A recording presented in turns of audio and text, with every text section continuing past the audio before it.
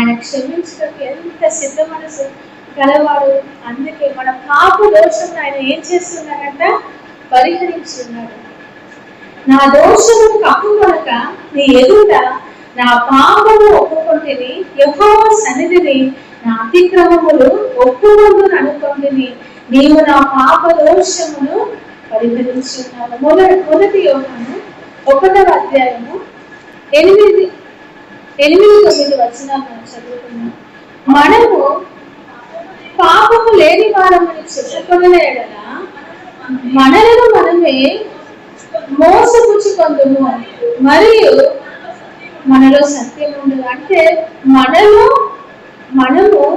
మనలో ఏంటి, నేను పాపము లేని వాడని చెప్పుకుంటే మనల్ని మనమే ఏం చేసుకుంటామంట, మోసపుచ్చుకుంటాం. అంటే నాలో ఏ పాపం లేదు, నేను బాగానే బ్రతుకుతున్నాను, నేను ఏ చెడుతనం నాలో లేదు, నేను మంచిగానే బ్రతుకుతున్నానని, నాలో పాపం లేదని నేను అనుకుంటే నన్ను ఏం చేసుకునేదాన్ని, మోసపుచ్చుకునేదాన్ని. మనము పాపము లేని వారని చెప్పుకునే ఎడల మనలను మనమే మోసపుచ్చుకుంటాము, మరియు మనలో ఏముండదంట, సత్యం ఉండదు. దేవుని వాక్యము మనలో ఉండదు. మనల్ని మనమే ఏం చేసుకుంటున్నాం, మోసపుచ్చుకుంటున్నాం.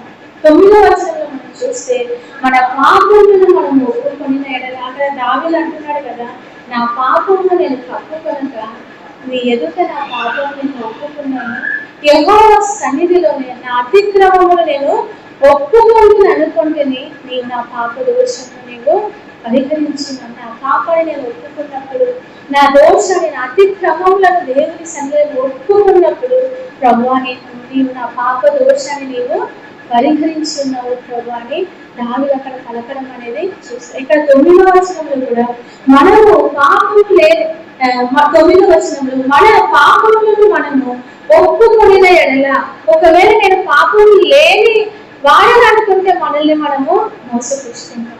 కానీ మన పాపములు ఒప్పుకొనిన ఎడల ఆయన నమ్మదగిన వాడును నీతిమంతుడును గనుక ఆయన మన పాపములను క్షమించి సమస్త దుర్నీతి నుండి మనలను పవిత్రులుగా చేయను. ఒకవేళ మనం పాపాన్ని ఒప్పుకున్నప్పుడు, ఆయన సన్నిధిలో పశ్చాత్తాపడినప్పుడు, ఆయన సన్నిధిలో దీనులముగా ఆయన సన్నిధిలో మనము పశ్చాత్తాపడి మన పాపములు ఒప్పుకున్నప్పుడు ఆయన ఏం చేస్తాడంట, ఆయన పరిశుద్ధ రక్తము మన ప్రతి పాపమును కడిగి వేసి మనల్ని పరిశుద్ధులుగా చేస్తుంది.